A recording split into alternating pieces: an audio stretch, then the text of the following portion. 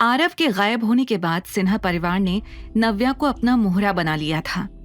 नव्या को किडनैप करने के बाद शेखर और कनिका अविनाश का बेसब्री से इंतजार कर रहे थे। जब शिखा ने अविनाश और नव्या के रिश्ते पर सवाल उठाया, तब शेखर के दिमाग की भी घंटी बजने लगी। शायद तुम सही कह रही हो, वरना पहले आरव और अब नव्या, दोनों के गायब होने के बाद भी अविनाश का कुछ पता ही नहीं चल रहा है। वरना अगर ये तीनों सच में फैमिली होते तो अविनाश अभी तक हमारी शर्त मान चुका होता। शेखर ने कुछ सोचते हुए कहा। इस वक्त उन लोगों को सिर्फ अपने बिजनेस की पड़ी थी। हाँ डैड, अविनाश आहूजा जैसे बड़े बिजनेसमैन को लड़कियों की कमी थोड़ी है जो वो दीदी के पीछे आएगा। मुझे तो लगता है कि हमें फिर से मिस्टर अहलूवालिया के बारे में सोचना चाहिए। ये सुनकर शेखर की भौहें तन गई। मिस्टर अहलूवालिया उम्र में भी बड़े थे और उनकी शादी के किस्से भी हर जगह मशहूर थे। उनकी दोनों एक्स वाइव्स ने उन्हें डिवोर्स, डोमेस्टिक वायलेंस का केस लगा कर दिया था। पर इन सारी बातों से ना शेखर को फर्क पड़ रहा था और ना ही कनिका और शिखा को। उन्हें दिखाई दे रहा था तो सिर्फ और सिर्फ अपना फायदा। वहीं उधर होटल में आरव को नाश्ता करवाने के बाद अविनाश अपने ऑफिस जा रहा था। जैसे ही वो बाहर जाने लगा, आरव ने उसका हाथ पकड़ लिया। पापा, आप भी जा रहे हो? मम्मा तो अभी तक आई नहीं है। अब आप भी चले जाओगे तो मैं अकेले कैसे रहूंगा? आरव ने उदास चेहरे के साथ कहा। वो आज तक नव्या से कभी दूर नहीं हुआ था। ऐसे में अविनाश के चले जाने के बारे में सोचकर भी उसे डर लग रहा था।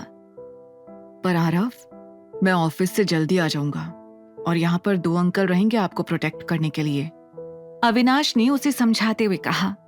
नहीं, मुझे अंकल नहीं, मुझे आप चाहिए।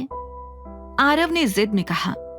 उसकी हालत देखकर अविनाश की हिम्मत नहीं हुई कि वो उसे अकेला छोड़े, लेकिन पूरे ऑफिस के सामने आरव को ले जाना भी उसे ठीक नहीं लग रहा था। इसलिए उसने आज होटल रूम से ही काम करने का सोचा। वो अपनी वर्किंग टेबल पर बैठ गया और आरव किनारे लगे सोफे पर। अविनाश ने आरव को अपना टैब दिया ताकि वो कुछ गेम खेलने में बिजी हो जाए। अविनाश ने अपना काम शुरू किया ही था कि तभी शशांक हड़बड़ाते हुए उसके कमरे में आया। सर, मुझे आपको कुछ दिखाना है। अविनाश ने उसकी तरफ ज्यादा इंटरेस्ट से नहीं देखा। सर, ये फोटो देखिए सर, आपकी और आरव की फोटो, ये वायरल हो गई है। ये कहकर शशांक ने अपना फोन अविनाश के सामने रख दिया। उस तस्वीर में अविनाश आरव को गोद में लेकर कमरे में जा रहा था। वो तुरंत समझ गया कि जिस वक्त वो कल कमरे में आ रहा था, उस वक्त किसी ने उसकी फोटो खींच ली थी। सर, ये फोटो वायरल करके लोग लिख रहे हैं कि आरव आपका बेटा है और आपने अपना रिलेशन इतने सालों से दुनिया से छुपा कर रखा है। शशांक ने लड़खड़ाती आवाज में कहा। ये सुनकर अविनाश ने गहरी सांस ली और आरव की तरफ देखा। आरव कान में हेडफोन लगाकर गेम खेलने में बिजी था। अविनाश ने तुरंत अपने हाथ से शशांक के फोन को साइड किया और कहा, ऐसे रूमर्स पर ध्यान देने की जरूरत नहीं है, जाकर मीटिंग की तैयारी करो। ये सुनकर शशांक हैरान हो गया। वो अब भी वहीं खड़ा होकर अविनाश का चेहरा देख रहा था। मैंने कहा ना जाओ। लोगों को रूमर्स फैलाने और देखने में मजा आता है। इसका मतलब ये नहीं है कि हम भी उसका हिस्सा बन जाएं। अब ये फालतू की बातों से अपना ध्यान हटाओ और अपने काम पर ध्यान दो। शशांक समझ गया कि उसे अब इस मामले में ज्यादा नहीं पड़ना चाहिए। जब वो हड़बड़ाते हुए कमरे से बाहर जा रहा था, तब वो दरवाजे पर 2 लोगों से टकरा गया। उसने नजर उठाकर देखा तो वो लोग कोई और नहीं बल्कि शीरीन और रतन थे। सर, मैडम आप? उसने हैरानी से कहा। उसने देखा कि शीरीन के हाथ में फोन था और उसके चेहरे पर चिंता थी। शीरीन और रतन जैसे ही कमरे के अंदर आए, शशांक वहां से निकल गया। कहीं ना कहीं वो समझ गया था कि वो लोग भी वायरल पिक्चर के बारे में बात करने के लिए आए थे। अभी बेटा, शीरीन ने घबरा कर कहा। तभी अविनाश की नजर अपने पेरेंट्स पर गई। आप लोग इस वक्त यहाँ? हाँ, हमें तुमसे कुछ जरूरी बात करनी है बेटा। शीरीन के हाथ में फोन देखकर अविनाश समझ गया था कि वो लोग अचानक यहाँ क्या बात करने के लिए आए थे। Mom please. Please? What please? ये फोटो देखो, क्या लिखा है इसमें। शीरीन ने वायरल फोटो अपने फोन पर खोलकर अविनाश के सामने रख दी। अविनाश अब चाहकर भी फोटो को इग्नोर नहीं कर सकता था। मॉम, ये सब सिर्फ रूमर है। आप क्यों इन बातों पर बिलीव कर रही हैं? इतना कहकर अविनाश फिर से अपने काम में लग गया। अरे रतन, देखो इसको, कैसे इग्नोर कर रहा है ये लड़का। शीरीन ने घबरा कर कहा। वो भले ही एक बिजनेस वूमन थी, लेकिन उन्हें अपनी इमेज की बहुत फिक्र थी। शीरीन सही कह रही है अविनाश, ये क्या लिखा है इसमें? ये बच्चा कहाँ है? ये बच्चा। जैसे ही रतन ने ये सवाल किया, पीछे से आरव के चिल्लाने की आवाज आई। ये मैं जीत गया। रतन और शीरीन ने पलटकर देखा तो वहां पीछे के सोफे पर आरव बैठा हुआ था। उसे देखकर रतन और शीरीन हैरान रह गए। साइड एंगल से देखने पर शीरीन को आरव बिल्कुल वैसा लग रहा था जैसे अविनाश बचपन में लगता था। शीरीन जैसे ही आरव के पास आई, आरव ने अपने कानों से हेडफोन निकाल दिए। अचानक नए लोगों को देखकर आरव भी कंफ्यूज हो गया। बेटा, आपका नाम क्या है?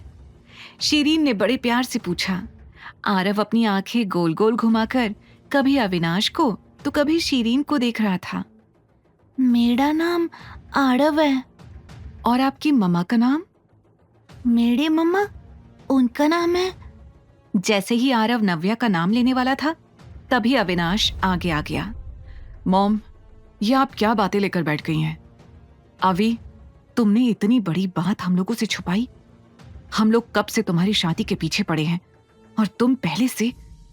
इस बच्चे की माँ कहाँ है? शीरीन ने हल्के गुस्से से पूछा। कहीं ऐसा तो नहीं कि उस लड़की के प्रेग्नेंट होने के बाद तुमने उसे छोड़ दिया और अब ये बच्चा यहाँ अचानक आ गया है? रतन ने कहा। अविनाश ने तुरंत आरव और नव्या के बारे में सब कुछ बता दिया, लेकिन रतन और शीरीन को उसकी बातों पर भरोसा नहीं हो रहा था। अपने मॉम डैड के सवालों से अविनाश परेशान हो गया था। लड़कियां भले ही उसके आगे पीछे घूमती थीं, लेकिन आज तक वो किसी लड़की के साथ उस तरह से इन्वॉल्व नहीं हुआ था। तभी उसे 6 साल पहले वो होटल याद आया जिसमें वो किसके साथ था, उसे अभी तक पता नहीं चला था। उसने आरव की तरफ देखा। वो 5 साल का था। उसका दिमाग एक पल के लिए चकरा गया। आरव, तुम्हारा बर्थडे कब पड़ता है? आरव को अचानक अविनाश का ये सवाल समझ नहीं आया, लेकिन फिर उसने अपनी बर्थ डेट बता दी। अविनाश ने तुरंत अपने दिमाग में कैलकुलेशंस की। नहीं, मैं कुछ ज्यादा ही सोच रहा हूँ। 9 महीने के हिसाब से आरव की एज मैच नहीं हो रही। अविनाश ने खुद से कहा। मॉम, आरव मेरा बेटा नहीं है, पर मैं उसकी माँ को ढूंढने की कोशिश कर रहा हूँ। वो जल्दी मिल जाएगी। अविनाश ने पूरे कॉन्फिडेंस के साथ कहा। इस बार रतन और शीरीन को ना चाहते हुए भी उस पर भरोसा करना पड़ रहा था। उनकी एक्साइटमेंट डिसअपॉइंटमेंट में बदल गई थी। तभी आरव ने कहा, मेरे मम्मा को नानू ने पकड़ लिया है। पापा ने कहा है कि वो मम्मा को वापस ले आएंगे। ये सुनकर शीरीन हैरानी से अविनाश को देख रही थी। अभी, अगर आरव तुम्हारा बेटा नहीं है तो ये तुम्हें बार बार पापा क्यों कह रहा है? हो सकता है इसके डैड का चेहरा मुझसे मिलता हो, पर आप लोग इसकी फिक्र मत करिए, मैं ये सब हैंडल कर लूंगा। अविनाश ने किसी तरह से इस बात को यहीं पर खत्म करने की कोशिश की। शीरीन को यकीन नहीं हो रहा था कि उनका जो लड़का हमेशा अननेसेसरी प्रॉब्लम से भागता था, वो आज एक अनजान परिवार की इतनी मदद कर रहा था।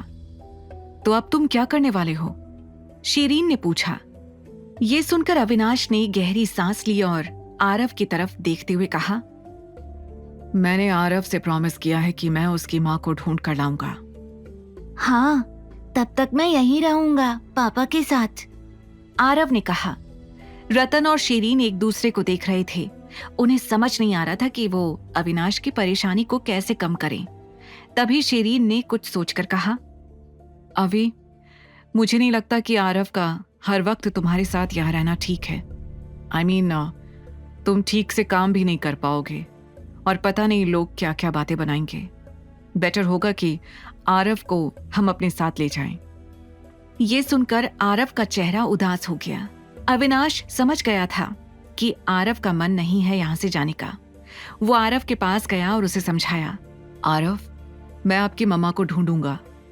उसके साथ मेरे पास दूसरे काम भी हैं, इसलिए आपको मेरे मॉम डैड के साथ जाना पड़ेगा, ठीक है? आरव जानता था कि अविनाश ही है जो उसकी मम्मा को ढूंढ सकता है। उसने सिर हिलाकर हाँ कह दिया। उसके बाद रतन और शीरीन के साथ आरव उनके घर चला गया। फाइनली अविनाश को अपने आसपास शांति महसूस हो रही थी। कहाँ होगी नव्या? सिन्हा परिवार ने उसे क्यों किडनैप किया होगा? वो ये सोच ही रहा था कि तभी अविनाश को रियलाइज हुआ कि वो नव्या के बारे में कुछ ज्यादा ही सोच रहा है। आने वाले 2 दिनों में उसकी एक बहुत इंपॉर्टेंट बिजनेस ट्रिप थी। उसने तुरंत शशांक को मैसेज किया और नव्या को ढूंढने का काम उसे सौंप दिया। वो उसी दिन अपनी बिजनेस ट्रिप के लिए लंदन निकल गया।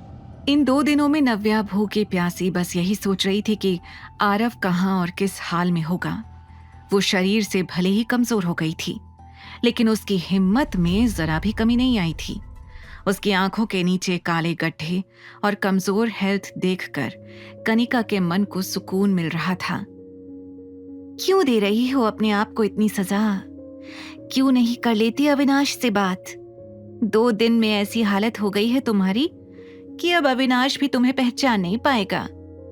कनिका ने इतराते हुए नव्या के पास आकर कहा। नव्या को उसकी बातों का जवाब देना जरा भी जरूरी नहीं लग रहा था। वैसे भी इन 2 दिनों में आरव का क्या हाल हुआ होगा, मुझे तो सोचकर भी डर लग रहा है। पता नहीं खाना मिला भी होगा उसे या नहीं। हो सकता है वो भूख से तड़प तड़प कर मर जाए। इस बार कनिका की बातों ने नव्या का खून खौला दिया था। Kanika, don't you dare! अगर मेरे बच्चे को कुछ भी हुआ ना तो मैं तुम लोगों को जिंदा नहीं छोड़ूंगी, और शुरुआत मैं तुमसे करूंगी, समझी तुम? वो ऐसे छटपटा रही थी जैसे अगर उसके हाथ खुल जाएं तो वो अभी इसी वक्त कनिका के टुकड़े कर दे। पर इससे पहले कि वो कुछ और कह पाती, पीछे से शेखर की आवाज आई। Shut up! तुम्हें इतने सालों तक पाल पोस कर इसलिए बड़ा किया ताकि तुम एक दिन हम लोगों को मारने की धमकी दो। शेखर नव्या को घूर रहा था और नव्या शेखर को। अभी के अभी अविनाश को यहाँ बुलाओ, वरना तुम यहाँ से कभी बाहर नहीं निकल पाओगी। भूल जाओ अपने बेटे आरव को। क्या करेगी अब नव्या? क्या नव्या बुला पाएगी अविनाश को?